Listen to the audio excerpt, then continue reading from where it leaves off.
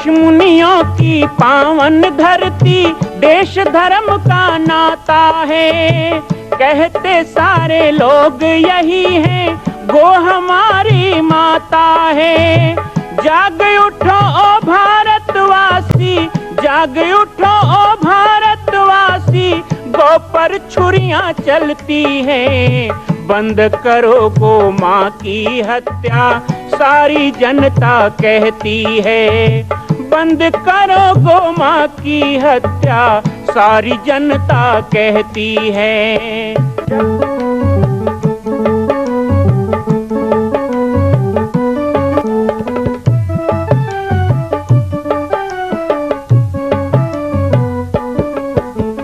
जगह जगह पर बूचड़ खाना, लाखों गौएं कटती हैं।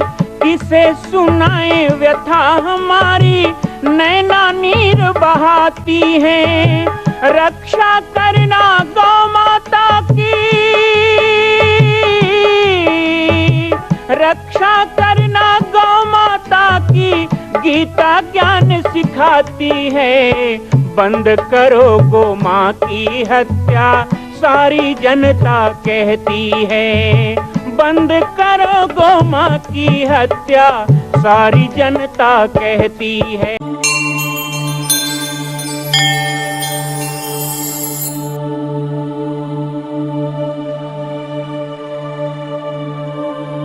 जय श्री राम, जय गो माता, जय गोपाल। आज के कार्यक्रम में आप सभी का स्वागत है। मैं राम बालक दास महात्यागी, माँ कौशल्या की जन्मभूमि निर्माण स्थल पाटेश्वर धाम, जिला बालोद, छत्तीसगढ़ से प्रतिदिन हम आप सबके साथ जुड़ते हैं। बाबा जी की पाती कार्यक्रम में हम प्रतिदिन अपने बचपन से जुड़ी कुछ बातें आप सबके साथ बांट रहे हैं। कुछ घटनाएं, कुछ अनसुने प्रसंग और साथ ही साथ एक संत जीवन के उतार चढ़ाव को और उनके मनोदशा के बारे में भी हम थोड़ी चर्चा कर रहे हैं। साथ ही साधक जनों को हम ये भी बताना चाहते हैं इस कार्यक्रम के माध्यम से कि आपका मन भी भटकेगा, कैसे कैसे भटकेगा, कैसे कैसे गुरुदेव की कृपा से और अपने आत्म संयम के द्वारा वो उसको हम भजन में लगाएंगे, परमात्मा में लगाएंगे। आज हमारे गिरधर सोनवानी जी के द्वारा व्हाट्सएप में बाबा जी की पाती के बारे में एक विचार आया। उन्होंने लिखा है कि बचपन की यादें और आपके संत जीवन को सुनकर लगता है कि हमने गलती की है, लेकिन जिस समय ये लगना था उस समय हमें आप जैसे गुरु नहीं मिले, या ये सत्संग नहीं मिला, ना ऑनलाइन सत्संग मिला, ना बाबा जी की पाती मिली। उस समय शायद ये सब मिलता तो हमें वैराग्य होता, लेकिन अगला जन्म होगा तो मैं चाहूँगा कि मेरा जीवन भी ऐसा हो। मैं आप सबसे एक निवेदन करूँ, वैराग्य के लिए कोई उम्र नहीं होती है, वैराग्य तो बस हो जाता है। मृत्यु के अंतिम क्षण में भी वैराग्य हो। भर्तृहरि शतक में स्वामी भर्तृहरि जी ने लिखा है कि मृत्यु जब आएगी उस समय भी यदि वैराग्य होता है, उल्टा है, जब मृत्यु आएगी तो मोह प्रबल होगा, मृत्यु आएगी तो शोक प्रबल होगा, मृत्यु आएगी तो सभी सगे संबंधी याद आएंगे, लेकिन दुर्भाग्य है कि परमात्मा की याद नहीं आएगी। क्योंकि कहा गया कि जन्म जन्म मुनि यतन कराही, अंत राम कही आवत नाही। गिरधर जी और साथ ही और हमारे इस कार्यक्रम को देखने वालों से मैं चाहूंगा, वैराग्य के लिए कभी इंतजार मत करो। वैराग्य तो एक ऐसा पल होता है कि जैसे पारस पत्थर लोहे को छुए, कितना समय लगेगा, जैसे ही छुएगा वो सोना हो जाएगा, एक पल नहीं लगेगा, लेकिन पारस को पाने में जीवन लग जाता है। ऐसे ही वैराग्य जब आए तभी उस वैराग्य को स्वीकार करो। मैं कब कहता हूं कि वैराग्य का मतलब घर बार छोड़ दो, मैं कब कहता हूं वैराग्य का मतलब परिवार छोड़ दो, मैं कब कहता हूं कि वैराग्य का मतलब बूढ़े माँ बाप छोड़ दो, या नन्हे मुन्ने बच्चों को छोड़ दो, या अपनी पत्नी छोड़ दो, या अपने कर्तव्य छोड़ के भाग जाओ। आप जहां हो वहीं निर्लिप्त भाव बनाने का प्रयास करो, आसक्ति से दूर हटो, कर्म करो, अच्छे से अच्छे करो, बड़े से बड़े करो, सोच रखो, बड़े से बड़े सोच रखो, खूब पैसा कमाओ, खूब देश समाज धर्म के लिए लगाओ, खूब अपने गुरु माता पिता के लिए लगाओ, लोगों की सुख सुविधा के लगाओ, गौ माता की सेवा में लगाओ, यज्ञ करो, हवन करो। पैसा कमाओगे नहीं तो कैसे करोगे, लेकिन गलत तरीके से मत कमाओ, पूरी ईमानदारी, मेहनत और निष्ठा से करोगे तो लक्ष्मी अपने आप चल के आएगी, और उस लक्ष्मी को अच्छे कार्य में लगाओगे तो वो और बढ़ता जाएगा। वैराग्य का मतलब केवल भागना नहीं है, वैराग्य का मतलब जागना है।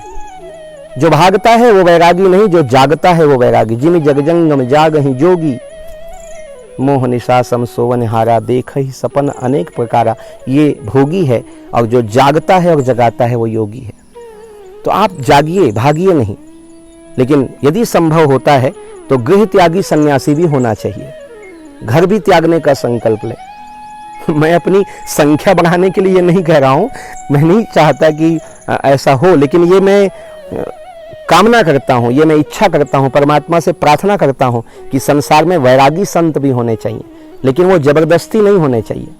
मेरे पास कई माता पिता आते हैं और कहते हैं हम अपना बेटा आपको दे देंगे। मैं कहा आप होते कौन हो देने वाले? मेरे माता पिता ने मुझे गुरुदेव को दे दिया, ये सोच के आप सोचते हैं कि मैं दे दूंगा। लेकिन आप बचपन की से मेरी बातें सुन रहे हैं। माता पिता ने केवल दे दूंगा नहीं कहा, बल्कि उन्होंने वैसा संस्कार भी दिया कि बालक के मन में भी वह तीव्र उत्कंठा हो। यदि आपकी, मैं कई बार कई माता पिता कहता हूँ, अभी कुछ दिन पहले ही मुझे एक परिवार से फ़ोन आया था। वो कह रहे हैं कि हम अपने लड़के को आपके पास छोड़ेंगे। मैंने कहा छोड़ दीजिए, लेकिन वो छोड़ेगा तब ना, आप तो छोड़ देंगे, वो आपको छोड़ेगा तब तो वो मेरा होगा। और मेरा होना मतलब संसार का होना, क्योंकि मैं संसार का हूँ, मैं परमात्मा का हूँ। मैं जिसका हूँ वो उसका हो जाएगा। अभी अपने बच्चे को आपने अपना बना रखा है, उस पर आपने एक सिक्का ठोक रखा है, ये मेरा है, ये बुढ़ापे का सहारा है, जबकि आपको पता ही नहीं है कि वो किसका सहारा बनेगा, वो किसका बनेगा। तो वैराग्य के लिए बहुत अच्छा बात गिरधर जी आपने कहा, और ऐसे ही आपकी जिज्ञासाएं आएंगी, मैं उन पर चर्चा करूंगा। आइए आपको एक बचपन के ही प्रसंग पे जोड़ता हूं जो संत जीवन में मेरे साथ घटना घटी। तो ये तो होती है जीवन की उतार चढ़ाव और हमारे जीवन की मनोदशा।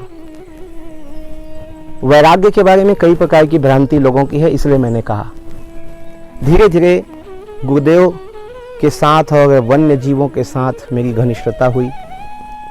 मैं आपको बता रहा था कि बचपन में महीने में एक बार लगभग जन्मभूमि से पत्र आता था, क्योंकि उस समय तो फोन मोबाइल का जमाना नहीं था। पहला पत्र जहां तक मुझे याद है कि होली के कुछ दिन बाद पिताजी के हाथ से लिखा हुआ पत्र आया, और स्वाभाविक है पत्र गांव में आया। गांव से फिर गुरुदेव को ला करके दिया गया। गुरुदेव ने पूरा पत्र पढ़ा और पूरा पत्र पढ़ने के बाद मुझे दिया। मुझे कहा कि बालकदास जी देखिए आपके पिताजी ने पत्र भेजा है और पढ़िए। पहला पत्र था, हाथ में लिया, और सचमुच उस समय अपने प्रेमी का पत्र, अपने परिवार का, परिचित का, मित्र का पत्र हाथ में लेते ही उसका चेहरा पत्र में दिखने लगता था। हम फिल्मों में देखते थे कि कोई चिट्ठी पढ़ रहा है तो उसका चेहरा उस चिट्ठी में दिख के वो बोल रहा है, ऐसा लगता था। आजकल फ़ोन मोबाइल ने ये संबंधों को नीरस कर दिया है। जब मन लगे कोई भी किसी को फ़ोन कर लेता है। बेटियों को इंतज़ार होता था कि मायके से पत्र आएगा या कोई मिलने आएगा। आजकल वो सब धीरे धीरे ख़त्म होते जा रहा है फ़ोन मोबाइल के कारण।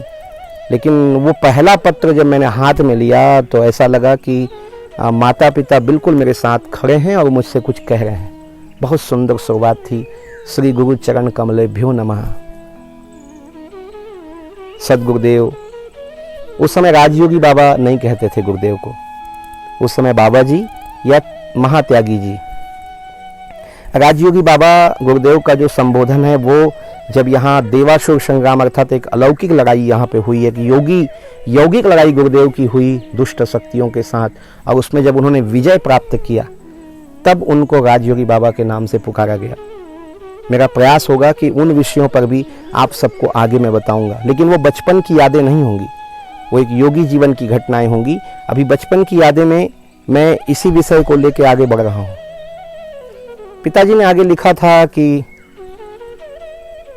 महात्यागी बाबा जी के चरणों में हम पति पत्नी दोनों का प्रणाम। यहाँ सब कुछ कुशल मंगल है और आशा करते हैं आप सभी भगवान की गोद में प्रसन्न होंगे, कुशल मंगल होंगे। साथ ही छोटे बाबा जी को प्रणाम। उन्होंने मेरे लिए लिखा, छोटे बाबा जी को प्रणाम, और आप बहुत प्रसन्न होंगे। आप जो चाहते थे आपको वो मिल गया। सदगुरुदेव के चरणों में आप बचपन से जाना चाहते थे, आपको वो सभी प्राप्त हुआ। हम भी सौभाग्यशाली हैं कि हम आपके माता पिता के रूप में ये सौभाग्य प्राप्त कर रहे हैं, ये प्रसन्नता प्राप्त कर रहे हैं कि हम आपके माता पिता हैं। आपकी मैया भी आपसे कह रही हैं कि आप किधर भी ध्यान मत लगाइए। आप भजन में, आपको बचपन से सिखाया गया, आप भजन गाते थे कि कछु लेना न देना मगन रहना, गुरु के चरण में लिपट रहना। तो बालकदास जी, अब आपको वो सब मिल गया है। आप भी गुरुदेव के चरणों से लगे रहो। जो कुछ भी मिलेगा आपको गुरुदेव से ही मिलेगा।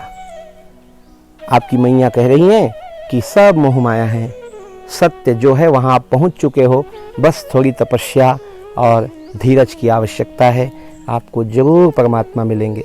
आप कहते थे ना कि भगवान है तो दिखता क्यों नहीं है, अब आपको भगवान दिखेंगे क्योंकि आप ऐसी जगह में पहुंच चुके हैं। ऐसी आपकी मैया कह रही है।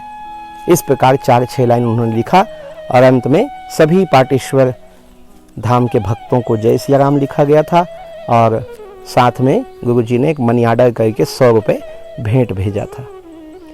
35 साल पहले 100 रुपये का भी बहुत महत्व होता था और उन्होंने एक नियम बना रखा था।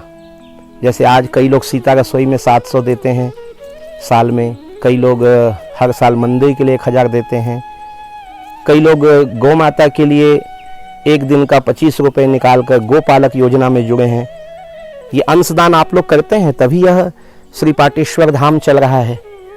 आज तो खर्चे भी बहुत हो गए हैं, लेकिन उस समय भी मंगसा वाले गुरुजी, और आज भी उनका नियम चल रहा है, आज भी वो गौशाला में हर महीने देते हैं, मंदिर के लिए निकालते हैं। सीता रसोई में तो पूरे परिवार के छोटे बच्चों से लेके सबका उत्सव यहाँ मनाया जाता है। तो उस समय भी उन्होंने एक नियम बना लिया था कि 100 रुपये मैं महीने का दूंगा ताकि आश्रम के पूजा पाठ में मेरी सेवा हो। एक अंश निकालना उन्होंने प्रारंभ किया और वो पहला भेंट और पत्र आया, बहुत अच्छा लगा।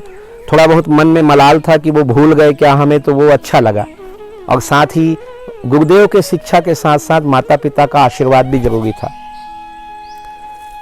इसी बीच में गुरुदेव के पास दिल्ली से पत्र आया, तो गुरुदेव ने मुझे बताया कि मेरे गुरुदेव दिल्ली में रहते हैं, यानी मेरे दादा गुरु, और उनके बारे में मैं बहुत सुन रहा था। हालांकि मैंने देखा नहीं था, चित्र था गुरुदेव के पास, मैंने देखा था। गुरुदेव ने बताया और दिल्ली में रहते हैं।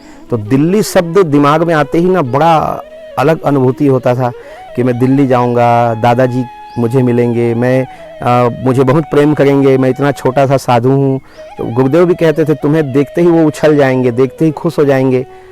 गुरुदेव ने शायद पत्र लिख के उनको बता भी दिया था या फिर नहीं बताया था कि आपका एक नाती चेला भी आ गया है। तो बड़ा मन में इच्छा था। पत्र आया दिल्ली से, गुरुदेव ने मुझे दिखाया कि देखो दिल्ली से पत्र आया। उसमें लिखा था प्रिय राम जानकी दास, गुरुदेव का नाम, प्रिय राम जानकी दास, हरिद्वार कुंभ है, खूब सारा माल पानी कंद मूल लेकर के और 2 महीने के लिए कुंभ में आओ सेवा देने। इस प्रकार उन्होंने पत्र लिखा था। रामकृष्ण दास महात्यागी, रामलीला मैदान, हनुमान वाटिका, दिल्ली। तो हरिद्वार कुंभ की सूचना आ चुकी थी और देखिए मेरा सौभाग्य, दीक्षा हुई उसके 3 महीने बाद हरिद्वार कुंभ था, अर्थात चैत्र बैसाख में। मन में बड़ा उल्लास था कि अब हरिद्वार कुंभ जाएंगे। मेरी खुशी थी कि हरिद्वार कुंभ जाऊंगा, गुरुदेव की खुशी थी कि इस बच्चे को मैं सबसे मिलाऊंगा, सबका इसको प्यार मिलेगा। और साथ ही साथ उनकी एक बहुत बड़ी समस्या हल होने वाली थी। वो ये कहते थे कि शायद हरिद्वार कुंभ में जाएगा तो ये जल्दी सोना बंद करेगा, थोड़ा जागेगा। तो ये कुछ होने लग गई थी बातचीत और इस तरह धीरे धीरे आश्रम के कुछ बालपन की घटनाओं से मैं विदा लूंगा और आप सबको सीधे अब हरिद्वार कुंभ की स्मृतियों से जोड़ूंगा। 1986 के हरिद्वार मेरे जीवन का पहला कुंभ, 36 साल पहले का कुंभ। तो कल पुनः जुड़ेंगे उस स्मरण के साथ, संस्मरण के साथ। आप सबकी जिज्ञासाओं का मुझे इंतजार रहेगा। आप सभी लोग मुझे व्हाट्सएप नंबर पर लिखकर भेज सकते हैं। मेरा व्हाट्सएप नंबर नीचे चल रहा है। और बहुत जल्दी बचपन की यादें कार्यक्रम की एक पत्रिका भी पुस्तक के रूप में छपेगी, जो घरों में रहे और आप लोग कभी भी उसे पढ़ सकें। बहुत अच्छा लग रहा है आप सबके साथ संस्मरण बांटकर। मैं बचपन की यादें में हरिद्वार कुंभ की यादों को भी जोड़ लूंगा और ये क्रम आगे चलता रहेगा। सभी के स्नेह के लिए सबको धन्यवाद, आभार। जय सिया राम, जय गो माता, जय गोपाल।